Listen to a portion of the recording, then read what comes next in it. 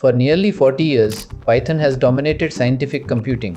NumPy, Pandas, TensorFlow, PyTorch, Scikit-learn, they changed everything, but something extraordinary is happening without most developers realizing it.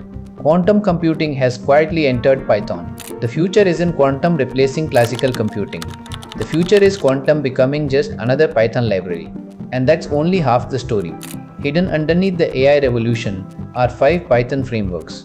Almost nobody outside Frontier Labs is talking about. Yet, they're already powering autonomous AI systems capable of planning, reasoning, self-healing, and collaborating. Today, we're uncovering both revolutions. Every year, the models get bigger, and every year, the bill for training them gets bigger faster than the models do. Parameter counts have scaled roughly tenfold every 1 to 2 years across recent frontier model generations, but the compute and energy cost to train them has scaled even faster because larger models don't just need more parameters, they need more data and more training steps to use those parameters well.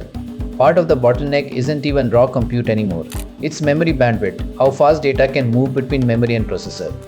GPUs have gotten faster at math much quicker than they've gotten faster at feeding that math the numbers it needs.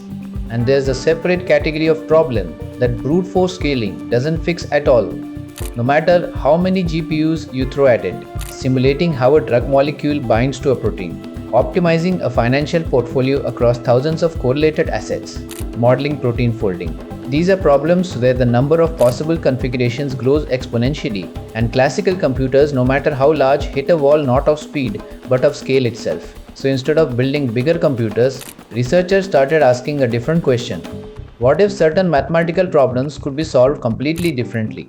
A classical bit is a switch. It's either 0 or it's 1. A qubit can be both at once, not in a fuzzy, uncertain way, but in a precise mathematical sense called superposition. It's holding a genuine combination of both states simultaneously, right up until the moment you measure it.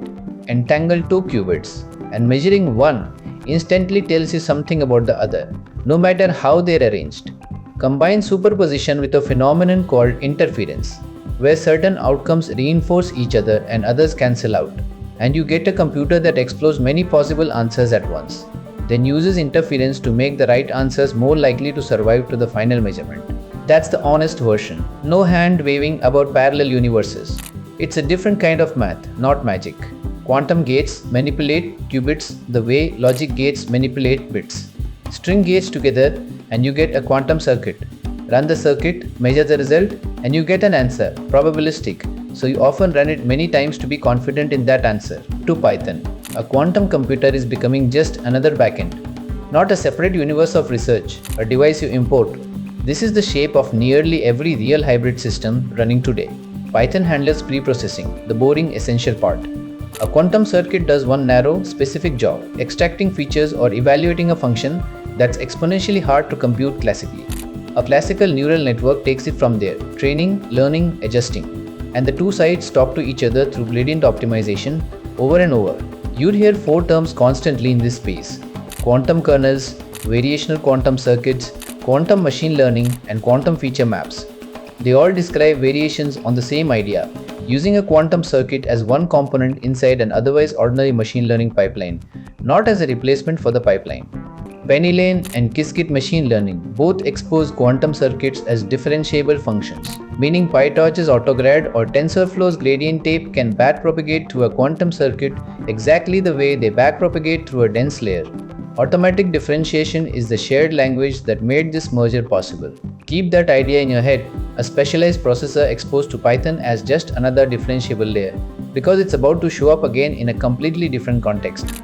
Drug discovery is the clearest current use case.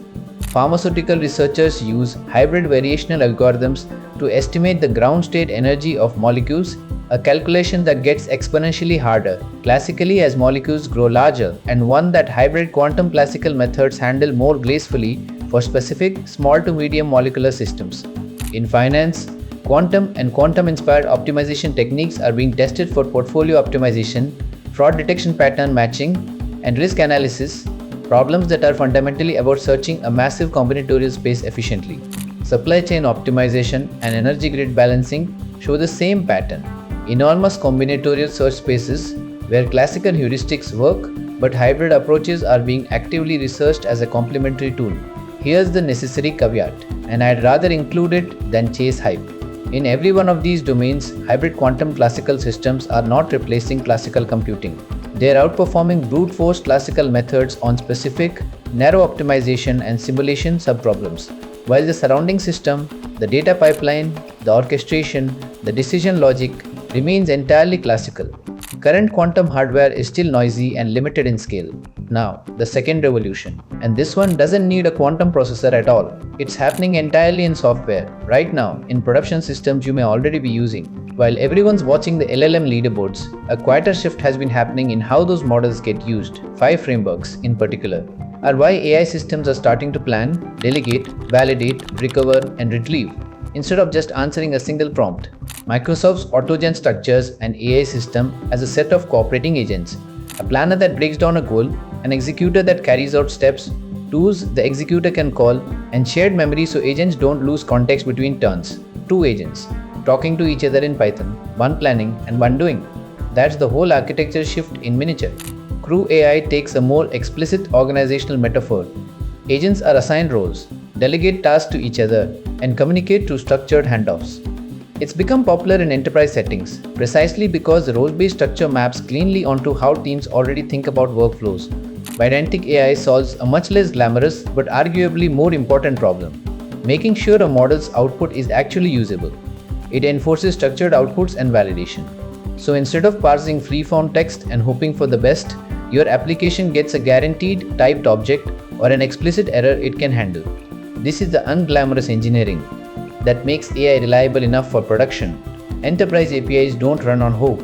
LangGraph from the LangChain team models an AI workflow as an explicit state machine with loops, conditional routing, and durable execution that can recover from a failure partway through rather than starting over. It's the difference between a script that runs once and a system built to run for days across failures without losing its place. Haystack from DeepSet brings retrieval augmented generation and tool calling together with hybrid retrieval, combining vector similarity search with traditional keyword search, built specifically for production deployment rather than research demos. None of these 5 frameworks are competing to be the one winner. In practice, enterprise AI systems increasingly combine several of them. LangGraph for workflow state, PennyLane for output guarantees, Haystack or a vector store for retrieval, because each one solves a different, narrow piece of the reliability problem. For the first couple of years of the LLM boom, most applications looked like prompt in, response out, a single shot exchange. That's no longer where the interesting engineering is happening. Production-grade AI systems now look like a pipeline: planning, memory, retrieval, tools, validation, execution, feedback, retrieve, human approval, deployment. This is what people mean by agentic AI. Not a single clever prompt, but a system that can plan a multi-step task, reflect on whether a step succeeded, self-correct if it didn't, and know when to stop and ask a human before doing something irreversible. That's why orchestration, the plumbing connecting planning, memory, retrieval, and validation is becoming a more valuable skill than prompt engineering alone. Prompting gets you a good first draft. Orchestration is what makes a system trustworthy enough to run unattended. None of this points to one single winning technology. It points to Python's role, staying remarkably consistent, even as everything plugged into it changes. Quantum backends, agent orchestration frameworks, distributed training, edge deployment, robotics control loops, the specific tools will keep shifting. What's far more likely to persist is Python's position as the connective layer between all of them. That's a claim about architecture, not a specific prediction about which framework wins. Bet on the layer that stays stable, not the tool sitting on top of it. The next generation of Python developers won't just write functions, they'll orchestrate intelligent systems. They'll combine GPUs with quantum processors. They'll build autonomous agents that reason, recover, and collaborate. And the developers who start learning these technologies today won't just keep up with the future, they'll help build it. If this video changed how you think about Python, hit like and subscribe, and tell me what to break down next. Quantum machine learning, autonomous agent architecture, self-healing AI systems, or production grade multi-agent engineering? Let me know in the comments.